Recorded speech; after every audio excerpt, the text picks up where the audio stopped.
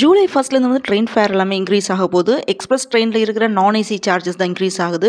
1 பைசா per kilometre. அதே மாதிரி express ட்ரெயினில் இருக்கிற ஏசி டிக்கெட் ஃபேரும் வந்து இன்க்ரீஸ் பண்ணலாம் அப்படின்னு வந்து பிளான் பண்ணியிருக்காங்க. அப்போ அந்த சார்ஜஸ் பார்த்தீங்கன்னா 2 பைசா பர் கிலோமீட்டர் வந்து பண்ண போகிறாங்க. இதுவே எக்ஸ்பிரஸ் ட்ரெயினில் வந்து 500 கிலோமீட்டர் டிஸ்டன்ஸில் வந்து நம்ம ட்ராவல் பண்ணணும்னா, அதாவது செகண்ட் கிளாஸ் டிக்கெட்டுக்கு டிக்கெட் ஃபேரில் வந்து எந்த சேஞ்சஸுமே கிடையாது. ஆல்ரெடி என்ன சார்ஜ் பண்ணுறாங்களோ அதே தான் வந்து சார்ஜ் பண்ணுவாங்க. 500 கிலோமீட்டருக்கு அப்புறம் வர ஒவ்வொரு கிலோமீட்டருக்கும் 50 பைசா டிக்கெட் ஃபேரில் செகண்ட் கிளாஸில் வந்து இன்க்ரீஸ் பண்ண போகிறாங்க. சபர்பன் ட்ரெயின் மந்த்லி டிக்கெட்டில் வந்துட்டு எந்த சேஞ்சஸுமே பண்ணிடல.